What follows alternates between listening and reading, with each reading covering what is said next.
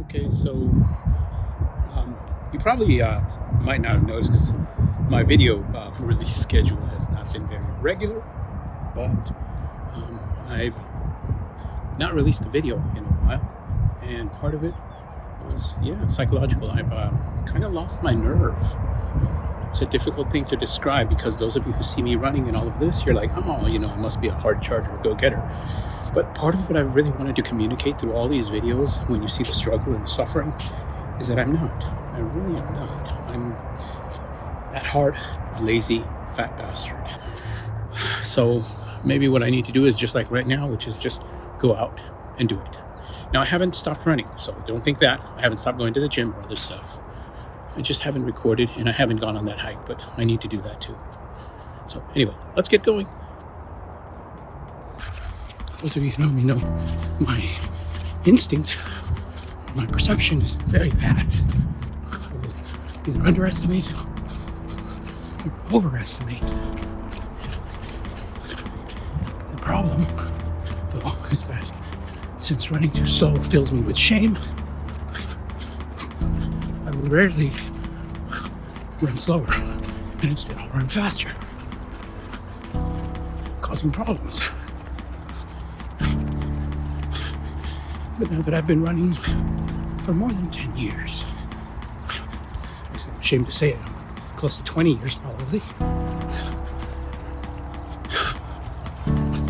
Although only in the past 5 years have I been running seriously. Before that, I still did, but only every once in a while. But anyway, the point is, I never had much of an instinct to run, to perceive my pace. So that's why I didn't run by effort. Lap 3, 10:43, heart rate 134, average pace 10:02. Wow, that's pretty damn slow.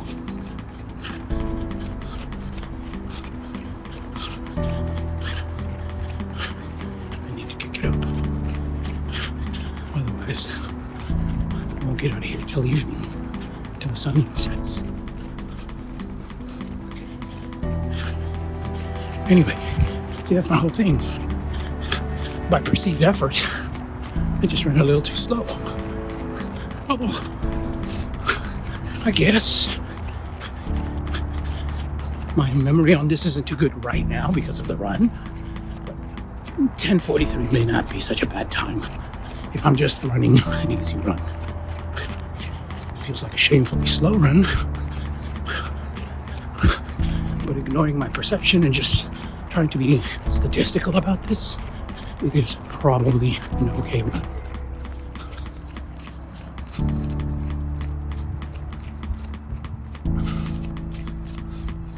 So today's goal is 12 miles. Which means that I will turn around at either mile 6 or mile 7. I really should not turn around till mile 7 though. The thing is that mile 7 is partway up the dam. We'll see.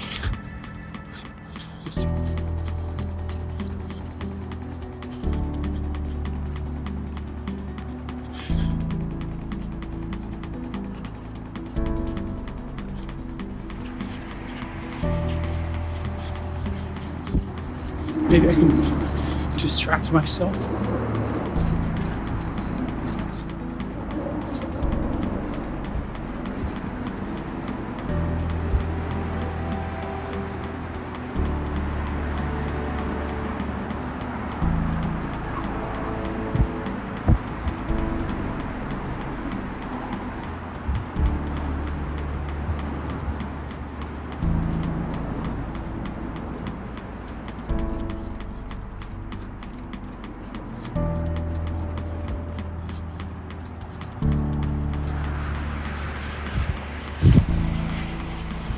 If you followed me during my last hike, you'll remember that I've been talking about the perception of reality.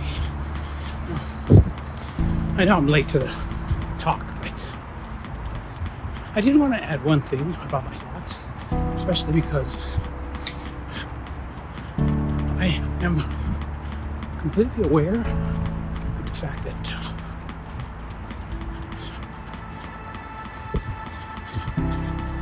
the very talk of our perceptions versus reality is full of charlatans, but it's also full of people with a genuine scientific interest who still don't understand quantum mechanics. And I'm one of those. So I do want to try very hard though, because I really am interested.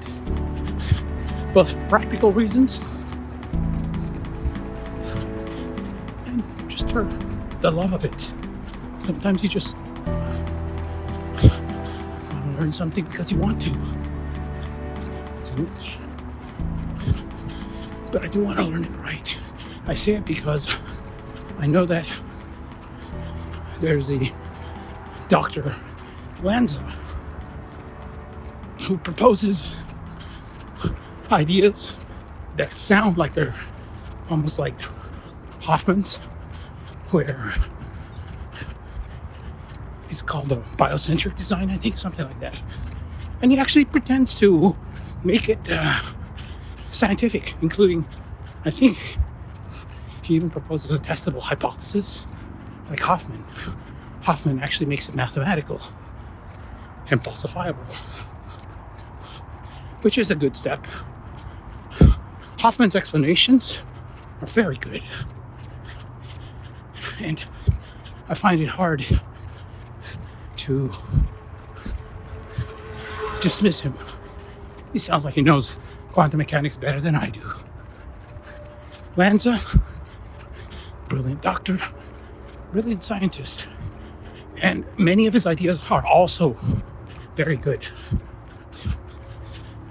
But some of his points, either he communicates them awkwardly, which is possible, and let's be charitable, maybe that's it, or he's wrong.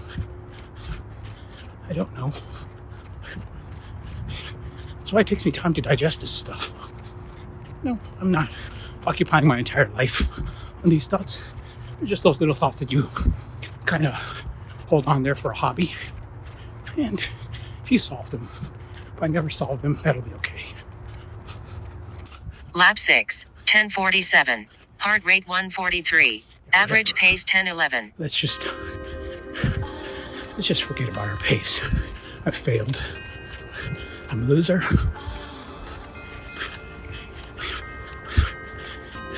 But I have no choice but to keep running.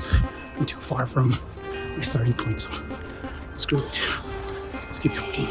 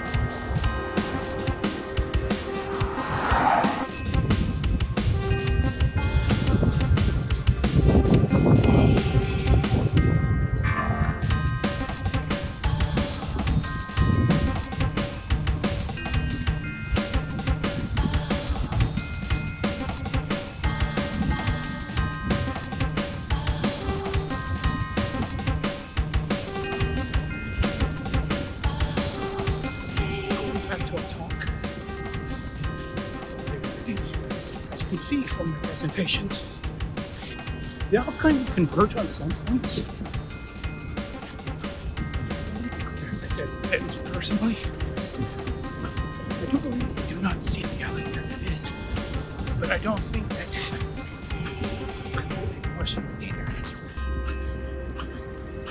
I don't think we're plugged into a matrix, and I don't think we can really affect quantum effects. I understand Sometimes they say, well, consciousness affects things. Not really. I mean, you can get philosophical level. Yes, consciousness can affect things. Not on a scientific level. Humans in the world died. There was no more consciousness in the world. And the universe, it wouldn't matter. And I guess that's why philosophers should say it. But things would happen, volcanoes would erupt, suns would explode. You know, whatever else can happen without life will still happen. This is where even Hoffman and I disagree, because I think he's the one who says the one about the tree falls in the wood. Just, you know, if they're here, it doesn't make a sound. Philosophically, no. Scientifically, yes. No, it doesn't know how to find sound.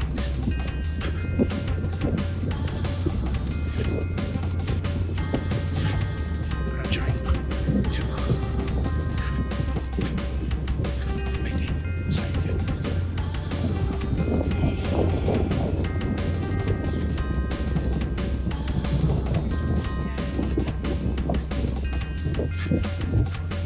Yes, if you define sound as something that humans perceive and interpret, not the sound waves themselves, sure, then it doesn't make a sound.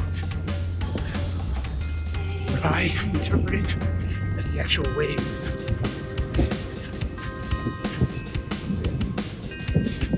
Wrong, maybe.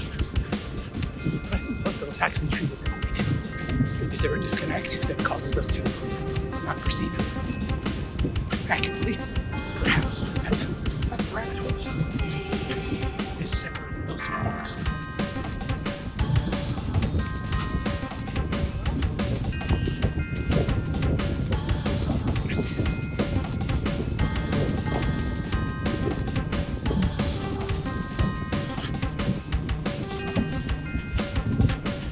Either definition is valid as long as you know what the purpose is. What is it you're trying to do? What is it you're aiming for? If you're aiming for understanding humanity and the way we reason, understanding the philosophical definition, it's good. For the tree or any of these things, I'd like to understand how things happen, even if no human was there.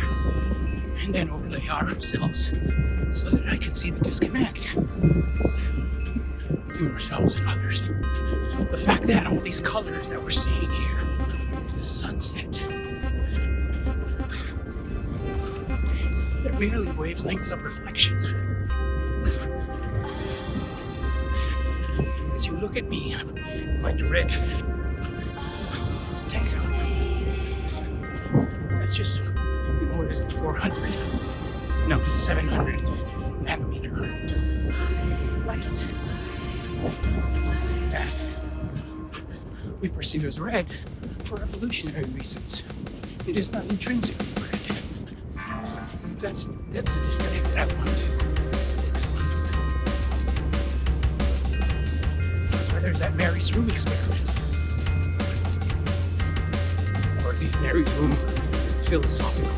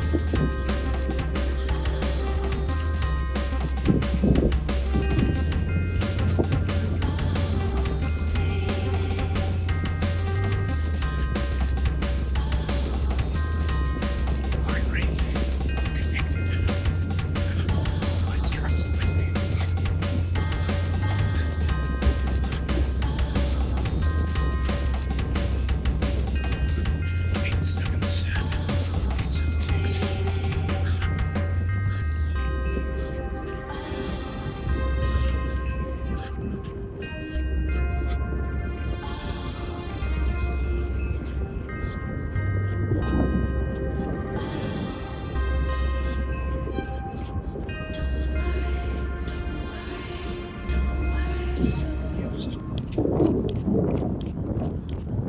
course, running barefoot.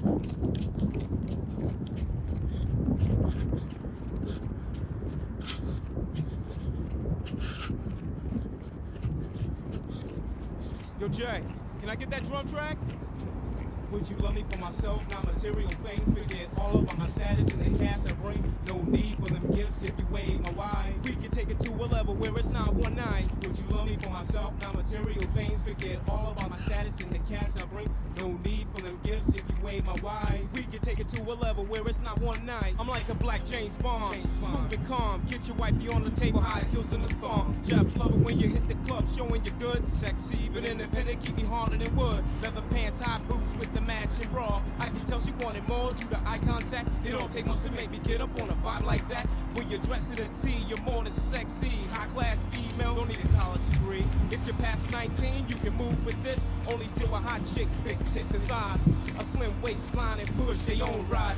Drop dead gorgeous, loves the coalition. Know how to handle biz when a man is on a mission. Put out for a nigga and provide your best. Then you can brag to your friends how you're moving with Jeff. Would you love me for myself, not material things? Forget all about my status and the cash I bring. No need for them gifts if you wave my wine. We can take it to a level where it's not 1-9. Would you love me for myself, not material things? Forget all about my status and the cash I bring. No need for them gifts if you wave my wine. We can take it to a level where it's not 1-9. Lay back, we's on, let your crib hang up the phone.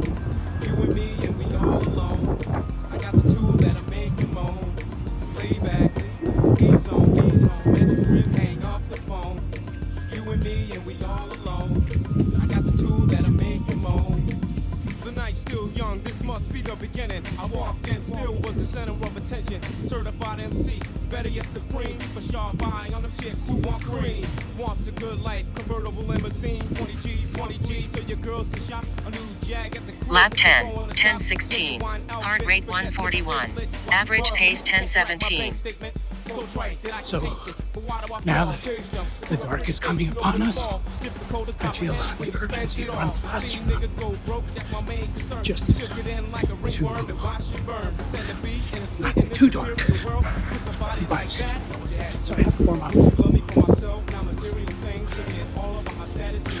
At this rate, it'll be 40 minutes. 43 minutes. 42 minutes. When the sun is dropping, it won't be super dark, although in the camera it's kind of dark.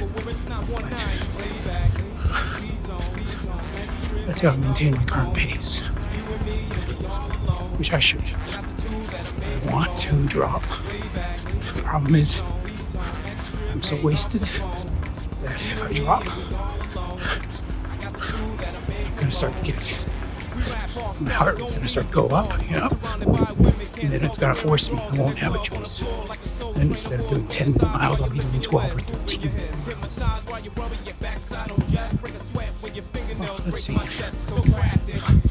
get you the next one. Sunset. The water hole. 3 more miles to go. This will probably be the last bit I'll make till I get there. How do I feel? Pain. Fading. As you can tell by the speed. I took a break for 30 seconds. It's difficult to panoramic shots. Sunset. Way back.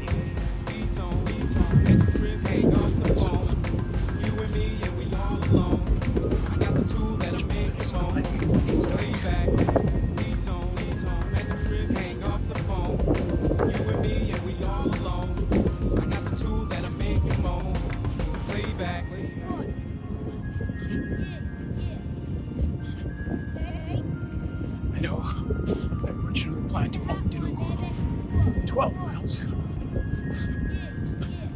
don't know why. It's just another day to know how to shape. Let's hope that when I get back, I'm not all cramping. From the overexertion.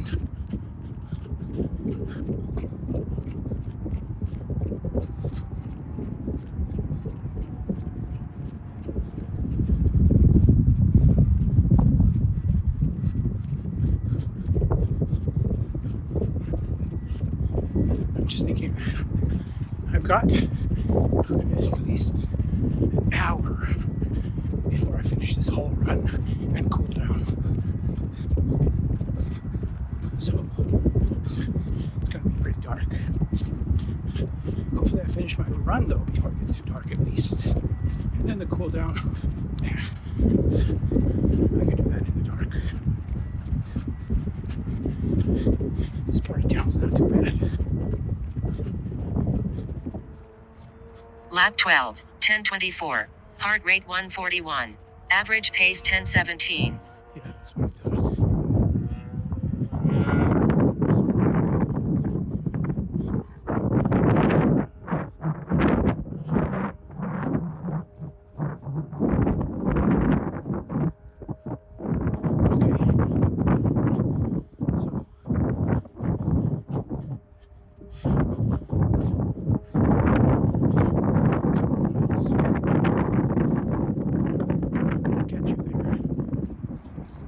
There we go.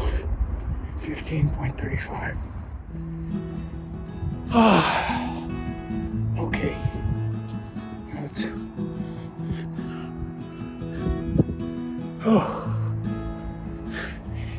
You noticed I went even one more. 15. Okay. Let's do our cool down. Okay, so 1.93 miles, closing in on 2 miles now. And as you can see, we are back from the cool down. The cool down was also pretty tough. So. It's dark. So not much else to do other than to give you my summary of this run. So the run itself was, it was too hard, but I tried my best to keep myself from going down. I was going up a little too fast, and that, of course, was not good. But I think it's not a total loss. It's kind of a little bit of a victory because my heart was just going up and up and up, and I did fight to keep it from going any higher. So I don't know if you could call it a half-assed Pyrrhic victory, I think is what they call it.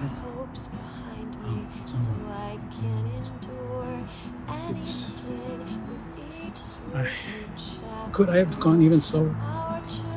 Yes, of course. I could have stopped. But you don't want to see a grown man cry, do you? Because if I do stop, that's what you're going to see.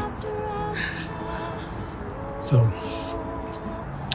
but the other thing is, of course, as you noticed, the distance that I walked was pretty, that I ran.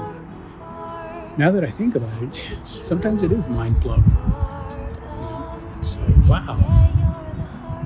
I just ran 8 miles that way, and I reached the dam. Most people can't even do that on a bike. And I'm not talking about people in horrific shape. I'm talking about people in okay shape. Still wouldn't go there. So. Look at me. And if you tell me, I still can't believe it sometimes. That's why I said I lost my nerve. So, anyway, it was a good run. I think I didn't destroy myself, which is good. So, hope you enjoyed Lap it. 2, 18:50. Heart rate 105. Average pace 16:27. 2 miles. So, run's over. Until the next time, don't forget, challenge yourself too.